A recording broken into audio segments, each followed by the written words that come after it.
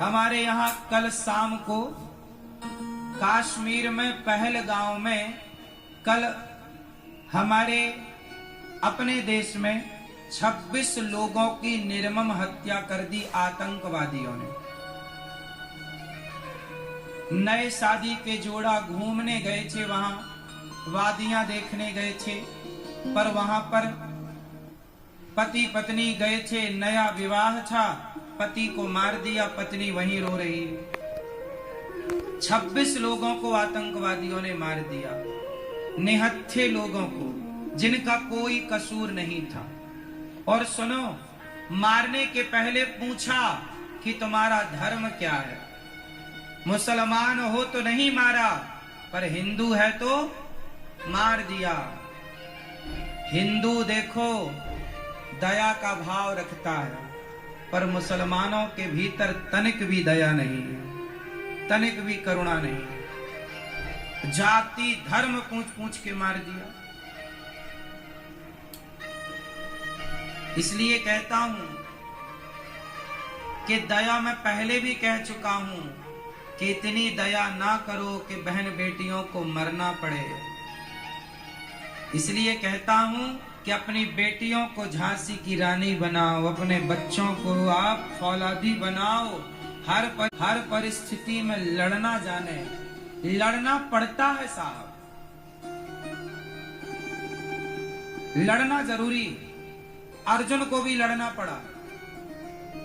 भगवान राम तो भगवान थे, पर भगवान को भी लड़ना पड़ा रावण से। बोलो हाँ। हनुमान जी को भी लड़ना पड़ा। बोलो हाँ। दुर्गा मैया को भी रक्त बीज से लड़ना पड़ा।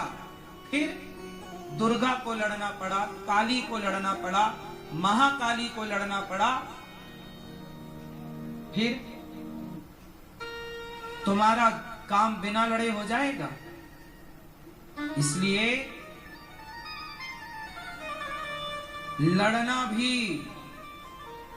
जरूरी है, राष्ट्र के लिए, देश के लिए।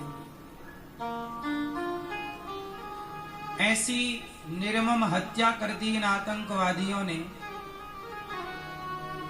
सुनने में आया है कि पाकिस्तानी थे। आतंकवादियों को पनाह देने वाला कौन है, यह भी एक विचारणीय विषय है। हम तो कहते हैं कि देखो, ऐसी घटनाएं ना हो, इसके लिए बहुत आवश्यक है एक बड़ा निर्णय लेना कि जो पीओके है, जो पाकिस्तान ने हमारी कश्मीर को अपने कब्जे में ले रखा है, वहां की जनता बड़ी परेशान है। इसका बदला यही है कि हम अपना भारत का वह हिस्सा वापस ले लें जो भारत में था। यही इसका बदला है। और देखो, पब्लिक प्लेस में आतंकवादी आ गए, पब्लिक के बीच में आतंकवादी आ गए और मार दिया। इसलिए कहता हूं कि भारतीयों, संभल जाओ, समझ जाओ।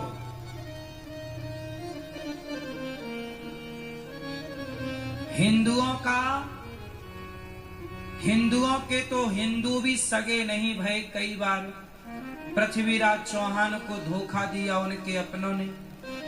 जयचंद कौन थे? हिंदू ही थे। तो हिंदुओं के सगे तो कई बार हिंदू नहीं हुए।